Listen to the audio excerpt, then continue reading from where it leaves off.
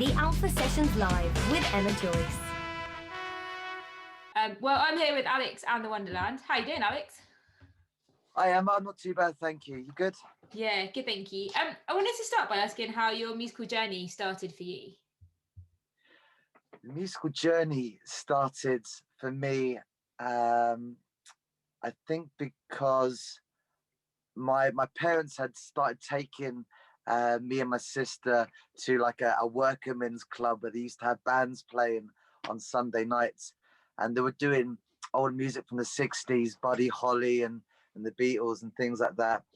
And I just remember that being a constant, and I don't know if it necessarily inspired me to pick up a guitar, but I learned a lot of songs, and I had appreciation for the songwriting of some of the legends from that era. And then my uncle, who was a guitarist in a metal band in Dublin, I recall him, being in his group, and I don't know if I was ever smuggled into one of his gigs as a youngster, but my mum used to speak fondly of it, and I think the amalgamation of those things did put the wheels in motions for me to want to pick up guitar, maybe have a go at singing as well from the age of 9 years old, something like that. So when did you start writing songs? I started writing songs as soon as I realized how easy Noel Gallagher's songs were. I learned them all when I was 13, 12, and I thought, oh, that's great, but now that I've got an idea of what chords he uses and some of the subject matters, I'm pretty sure I could have a good stab at attempting to kind of rehash it, if you like, in order to create something creative and fresh from new. So yeah, around 13, I suppose. Cool. You've written songs about all sorts of subjects, anything from Jamaican food to Syrian refugees, to climate change and loads of other things in between. Is there anything you don't write about, first of all? Anything I don't write about? Yeah. That's a good question. If I've not written about it, maybe it's because I haven't kind of thought about it consciously enough to, that I may be, perhaps I'm not knowledgeable enough on the subject, or if it's not something I'm experienced with.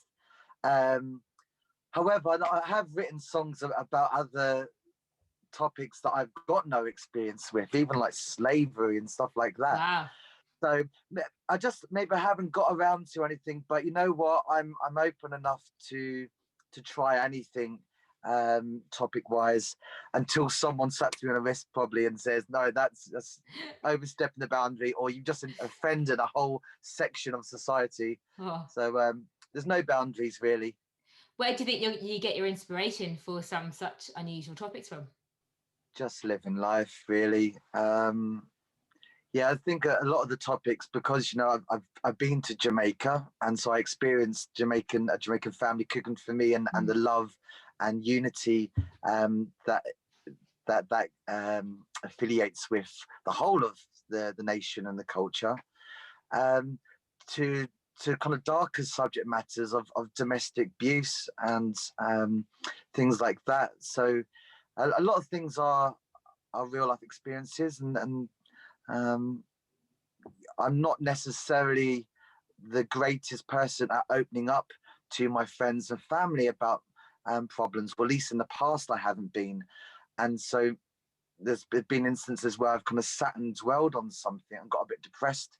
However, I have always found songwriting as an outlet to get my inner fears and worries and whatever it might be onto paper, and even if it's just sharing it with my guitar in the room, at least it's out of me, out of my soul in some respect, and then you start to feel a little bit better, Yeah, I get that for sure. You've also got a band. Who's in the band and what do they play? Okay, we have Pablo on the drums, we have Maria on the violin, and we just recruited a keyboard player, a pianist called Johnny, who we've known for a few years. He's a friend of Pablo initially. He started coming to our shows a year or two back. And in the lockdown, and particularly in the last couple of months, we've been able to form a little bubble between the four of us, because cool. most of us live alone. So it's only right, really, that you're able to, have some form of human interaction, to avoid any unnecessary insanity. And so luckily it was a musical bubble that we had, and because Pablo has a little studio in his basement, we've been able to rehearse there once a week. And so with Johnny there in the fold, initially just jamming for fun, we've now also sort of been able to form a set list with their songs and the piano accompaniment. So we're all ready. We're hot on fire now, and if there's any venues and festivals wanting to book, we don't need to kind of wait for the studios to reopen in a month or so. We're already kind of sharp and ready to go. It's good that you've managed to keep that contact throughout, with bubbling with the others as well. Yeah. I've been practicing quite hard anyway, because I have heard of other musicians and performers who are perhaps getting a little bit rusty, where they are, confined to their bedroom or in their home, their house share, and they might not necessarily be able to practice for long hours in the day or in the evening, because of everyone's working from home or isolating. And so when it comes to being a musician, by definition, you're going to be making a lot of noise, and that doesn't necessarily suit people, your neighbors in cities, for example, if you haven't got a detached house. And so I do feel for the people that have been in that predicament. Luckily, I've got a little home studio in their flat, and so I've been able to make a relative amount of noise with comparatively small amount of complaints from upstairs. So that's been a godsend and a blessing. And I just feel ready to break out of the cracked eggshell now and find an audience. Don't we all? But not the audience bit. I'm not looking to find an audience. That'd be weird. Might be a bit scared. It could be a bit anxious about seeing lots of faces in front of me again. I think so, actually, and also quite tiring. I had my first encounter with a group of friends this morning, and it was quite exhausting, I think, just because we haven't done it in so long. Yeah, I suppose so. Yeah, I mean, I find that sort of video calling a little bit more exhausting. Yeah. And phone calls, but yeah, I know what you mean. Although I've had the odd catch up recently with some friends. Yeah. So I hear you. I know what you're coming from with that, and we're all gonna have to reacclimatize ourselves 100%. for sure. I wanted to ask you about the first song that you're going to play for us, called Nemesis of Mine. How did that come about? What's it about? So that is a song written primarily about some difficulties I've had in communicating with people, even though conversely, some people say, Alex, you're quite eloquent, you seem to be quite well spoken. On the flip side, I've had people that have got the wrong end of the stick. They've not understood me, or I've not portrayed myself too well, and they maybe consider that to be either anger or that I'm impatient or whatever it might be. But typically it's more that it's just my passionate side. And sometimes when I'm passionate, that can animate itself in different ways. It comes from a good place generally. There's certainly no malice there. But it's, something I've had to kind of fight through initially, and then build up a resolution with, in terms of like my communication with people, whether it's in face to face, or as we all experience through text messages. We all know how that can go wrong too. So 100%. That's in a nutshell what it's all about.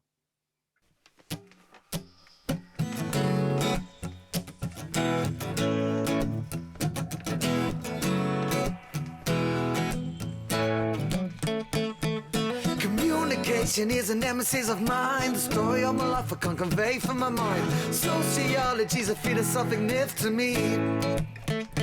If ancient Egypt and Greece were the leaders of the field, I'd love to go back so I can express how I feel. I need to fail to help give me some clarity. I wanna know what you're saying, how you're playing, what you believe in, or if you're deceiving. And when you're hurting, I'll know for certain that I didn't speak right. I misread the signs. You got the wrong end of my passionate side. Yeah.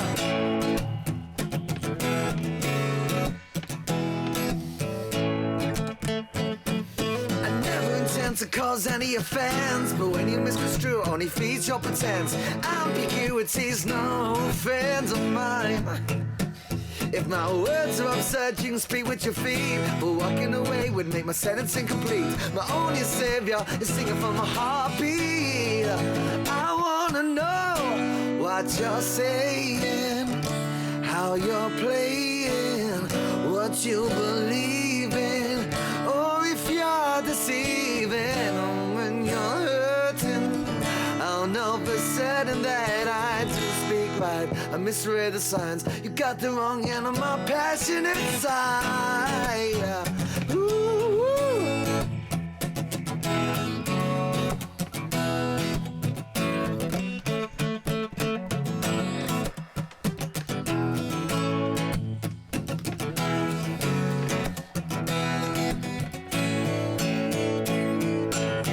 It seems to me that nobody speaks the same language at all. No. And if a text got lost, what be the cost? Heaven, please find me some other way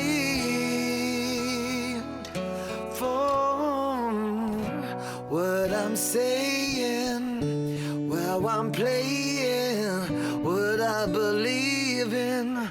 No, I'll never deceive you. And when I'm hurting, you know for certain, yeah, what kind of guy I am. Oh, you'll never know what kind of guy I am. Hey, oh, you got the wrong end of my passionate side. That's what I'm saying. You got the wrong end of my passionate side. That's what I'm saying.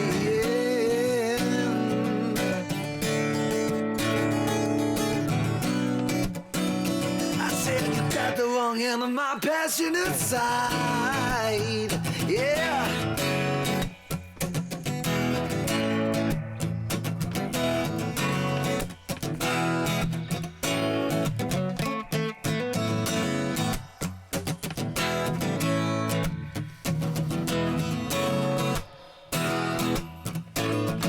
The Alpha Sessions with Emma Joyce. And you've also recently started a cover series of artists who inspire you. Who inspires you?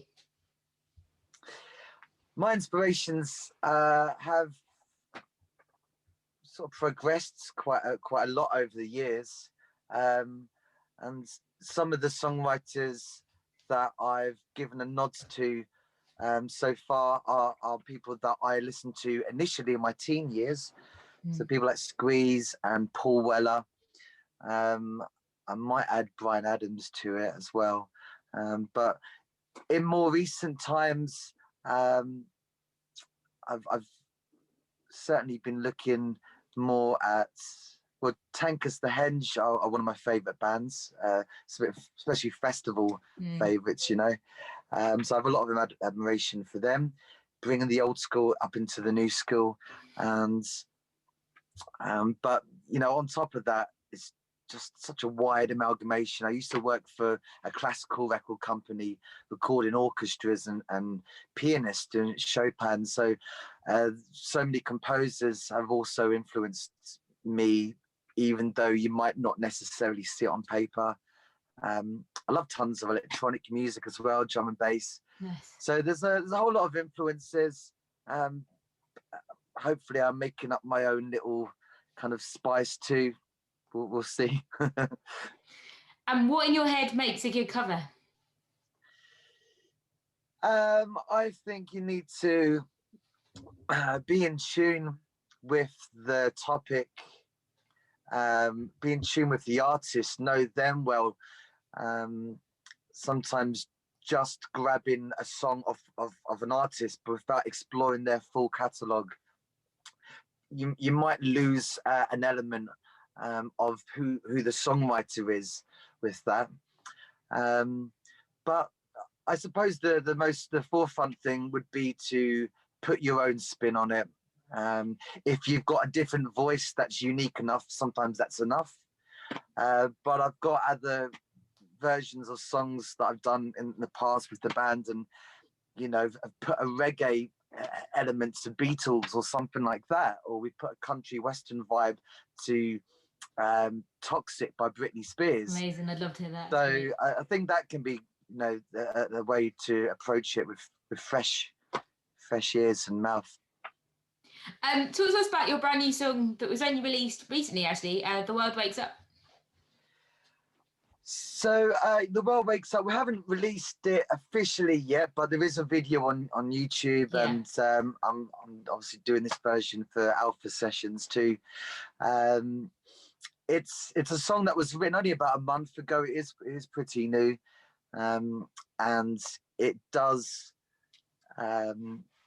It's I guess it's indicative of some of the fears and worries and conspiracies that was going around on social media in the past year, because when we're in an unusual, weird place that's scary and it's changing all of our lives, and we don't necessarily have the answers for it, and those we look to, whether it's a government or scientists or leaders or whatever, they don't really have the answers either.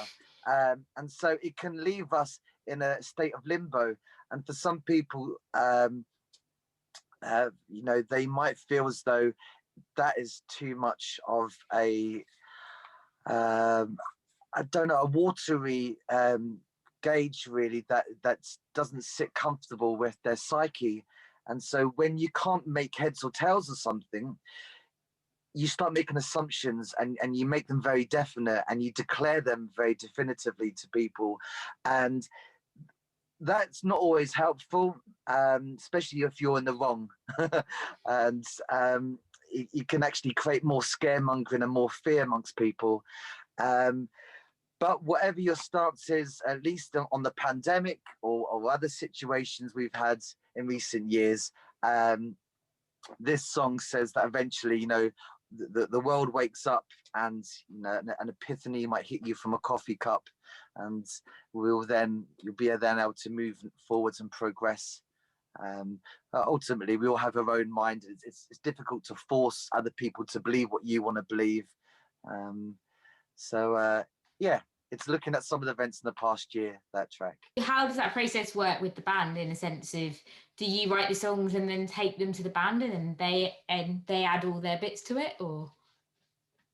Yeah, we've started jamming that song now, and I guess we'll record it eventually.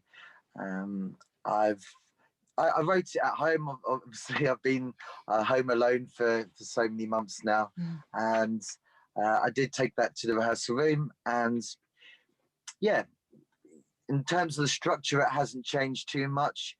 I've lent some suggestions in terms of like the arrangement and the parts as well, of how we can meld it together. There's other songs where they take a little bit more of a creative input in the changes with it, but generally for a lot of the songs I would write them maybe at home in my studio, or in my little motorhome on the roads, and then record a demo on the phone and send it back to them, and then we build it up from there. This is The World Wakes Up, exclusively for Alpha Sessions.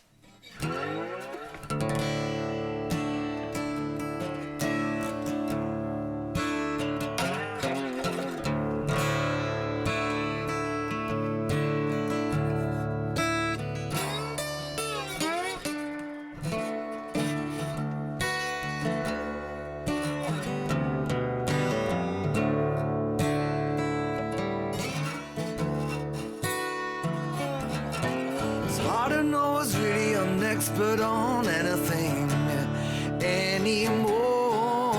Cause everybody's got an opinion that they wanna share with the world. Whether it's fake news, we'll choose whether to digest the stew that they'll serve through the socials or the media. We're feeling mass hysteria.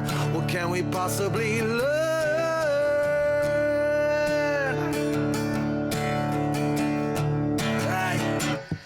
And then the world wakes up and your mind makes up. An epiphany hits you from the coffee cup.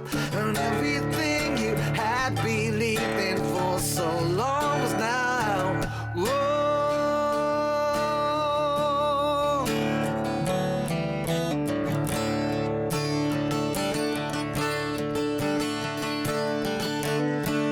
In our darkest hour, we will surely mature and come of age, but for some will test the metal and amplify the fire of their rage. We can ponder all day, which one are they? A shepherd or a sheep? Whether conspiracy or mystery, or beautiful fantasy, will they take our dreams? Hey! Oh yeah! But then the world wakes up and your mind makes up. An epiphany hits you from the coffee cup. But everything you had believed in for so long was now. Whoa.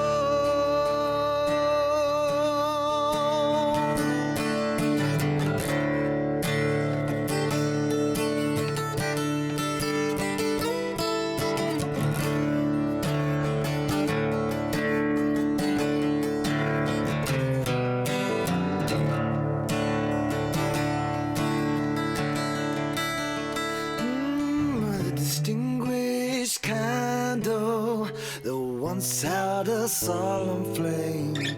How we weathered yesterday can be read by the window stains.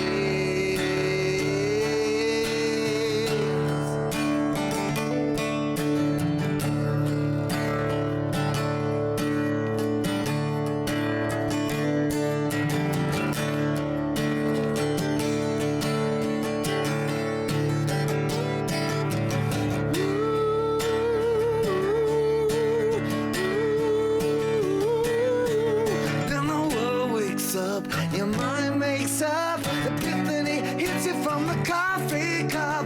But everything you had believed in for so long is now wrong. The world wakes up, your mind makes up. An epiphany hits you from the coffee cup. But everything you had believed in for so long is now wrong.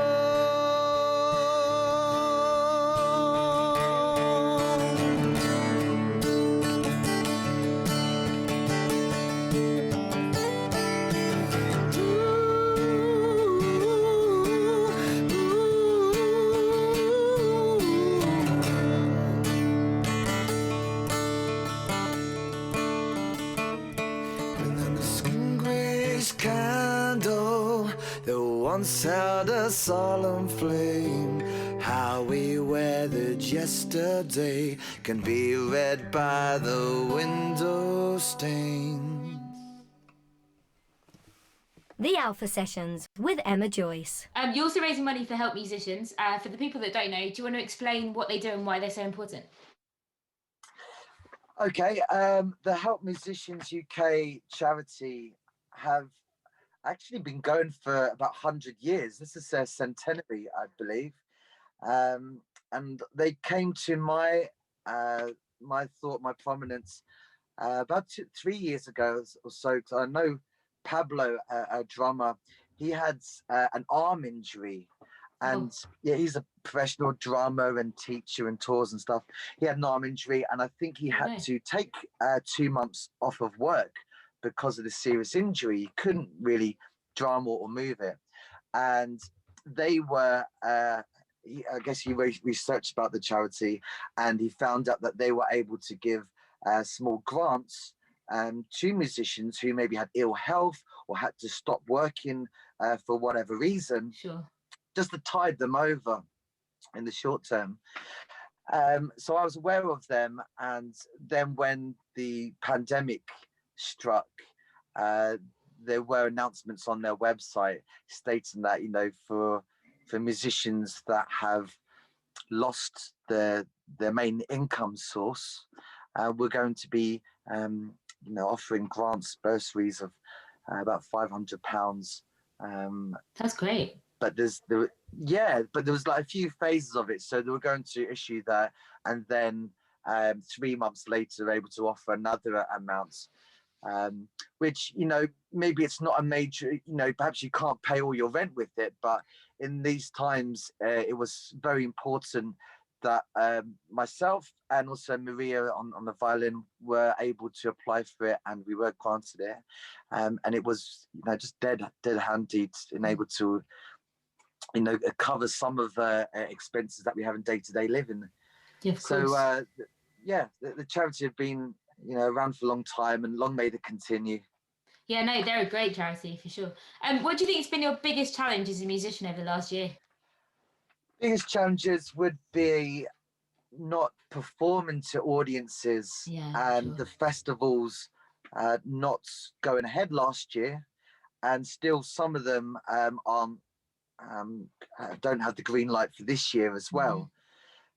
So I think we sort of carved out a little bit of a niche for ourselves in the few years that we've been formed, and that was, sort of touring around England in the summertime at festivals. And so for that to be snatched away was quite a choker last year. And it's kind of rolled onto this year, because I know a few other festivals aren't going ahead again, and some are going to be downsizing.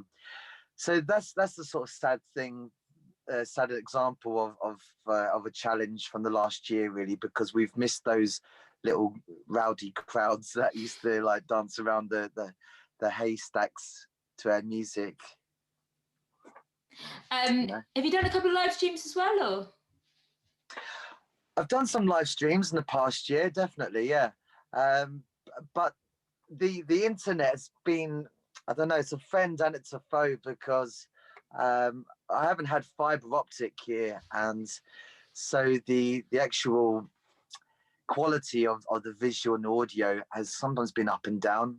I've just now tried to purchase a more expensive fibre optic speed, because I know even after all the lockdown and pandemic finishes, this will still be the way. We'll still be doing interviews with the likes of yourself, and still doing streaming gigs. Sure.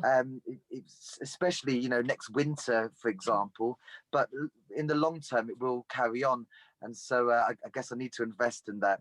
So I've done some stream gigs. They went okay. I've had a good reception. We took some donations, but occasionally you have little technical glitches with the internet, and it's a different way of approaching that we've all had to learn quite quickly on the spot, really. Sure. It's just not the same, is it?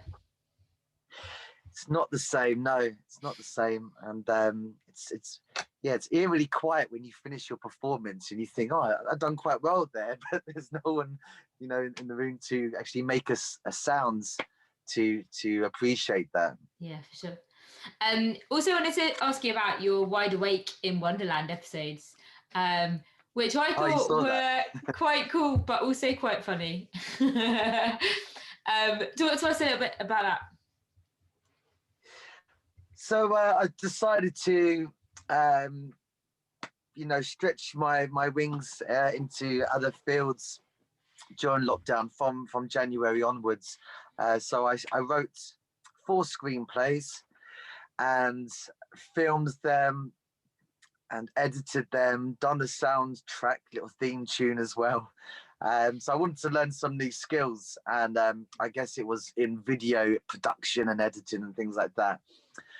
And it was a subject matter that I suppose I had a bit of experience with, because in the last year or couple of years, there's been times where I've used some guided meditations online, and they seem to be quite popular. They've got millions of views, a lot of these sort of helpful meditations, and I only really started getting into sort of meditation, about sort of 3 years ago or so.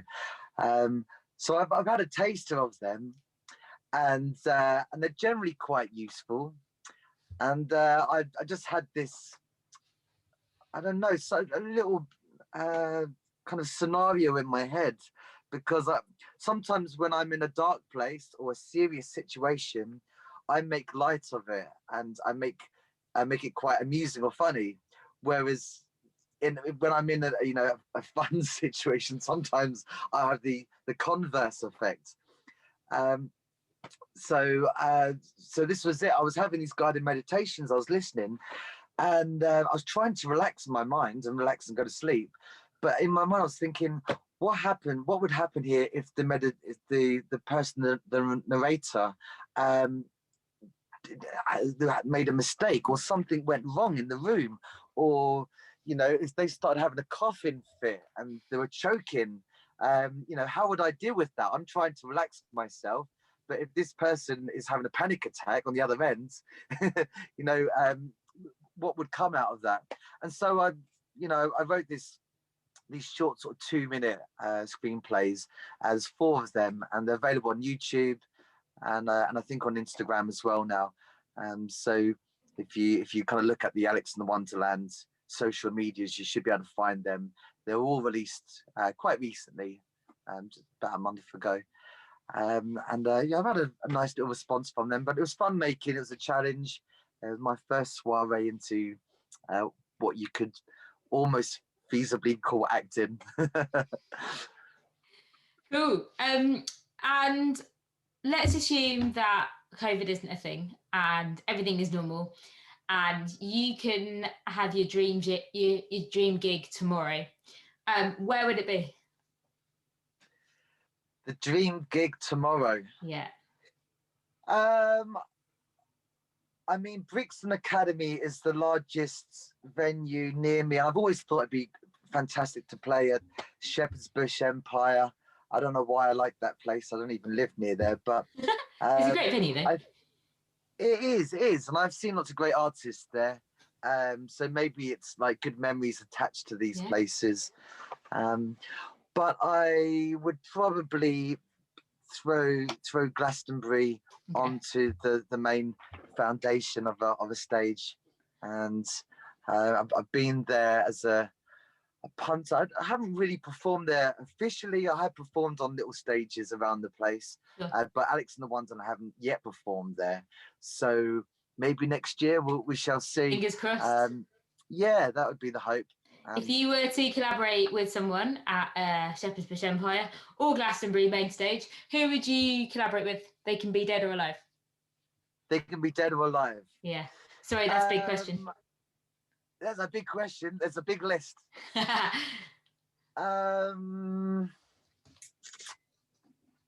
would I want to collaborate with? I'm sure I've thought about this before, and I'm sure I've changed my mindset on it before, but I think I've always appreciated the Beatles and George Martin with the Beatles because of their experimentation. Because I also have a similar thing with my music and my production, that I'm always seeking different sounds and influences. Who else? I've got a couple of tracks with other people in mind that I would like to collaborate with. And I'm friends with like Alabama 3 and some of those guys, and there's a track that I think Larry Love would sound great, like his voice on it. But I've always wanted to work with Nawala as well. Yeah. The singer. I would like to do something with her writing. You guys should definitely join up. That'd be cool. One day. I tried to put it in motion a long time ago, and it never quite sat on the same stepping stone. But we'll see one day.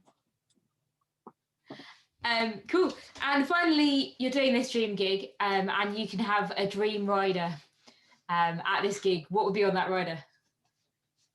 Dream rider. I'd like to ride a horse into the gig onto the stage. Amazing. That would be my dream rider.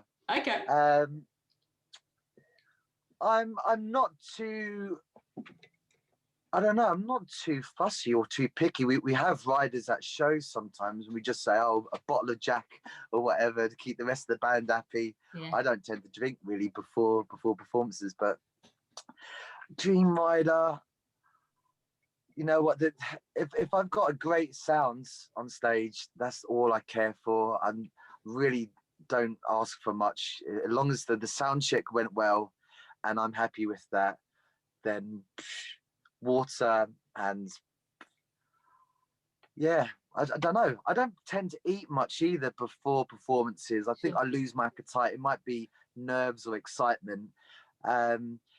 So very simply, just a horse carrying a bottle of Jack Daniels, and that's enough for us.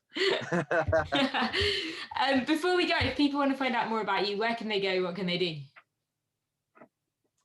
They can go to alexandthewonderland.com.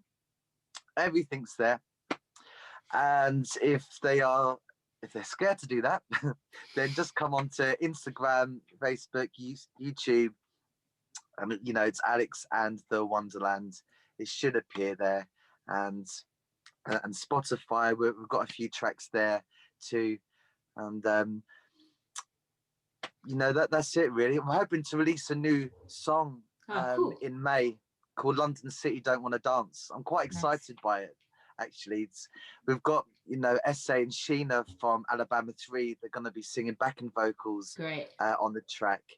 And I think just the whole subject matter of it is going to coincide perfectly with, you know, London and the UK opening up and blowing its hole with excitement on the 21st of June when I can imagine. All the venues come back. So cool. That's it.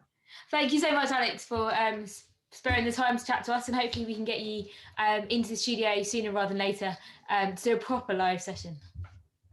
Lovely. Thanks a lot, Emma. Thanks so much, and speak to you soon. Bye. Take care. Bye.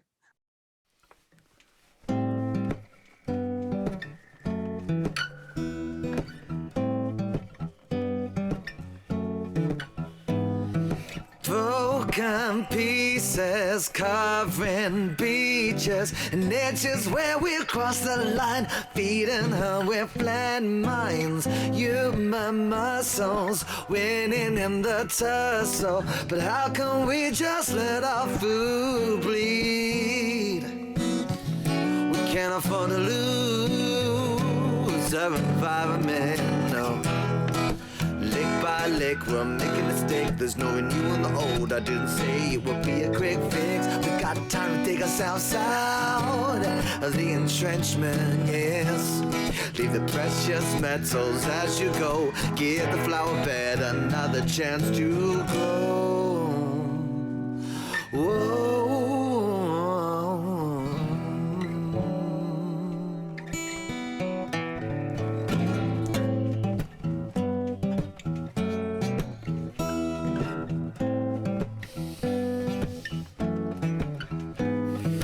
Plastic devices are part of the crisis, but who'll be left to commemorate a modern landfill mass grave from oil and coal? Our air will take the toll. Tell me, have you lost the will to breathe? We can't afford to lose our environment now. Lick by lick, we're making a mistake. There's no renewing the old. I didn't say it would be a quick fix. We still got time to take ourselves out of the entrenchment, yes. Leave the precious metals as you go. Give the flower bed another chance to grow. Whoa.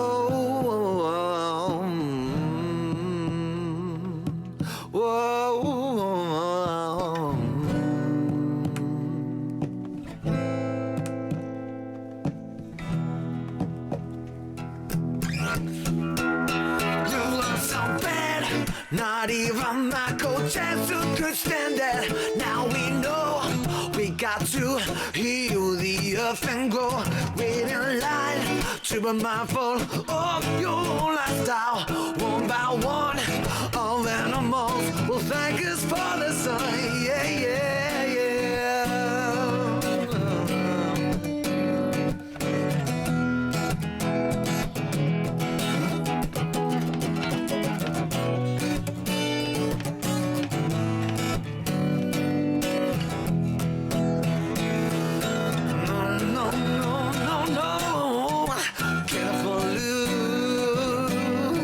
by the lake, no. Lick by lick, we'll make a mistake. There's no one new and the old. Didn't say it would be a quick fix. We gotta dig ourselves out of the entrenchment, yeah. Leave the precious metals as you go. Give the flower bed another chance to grow.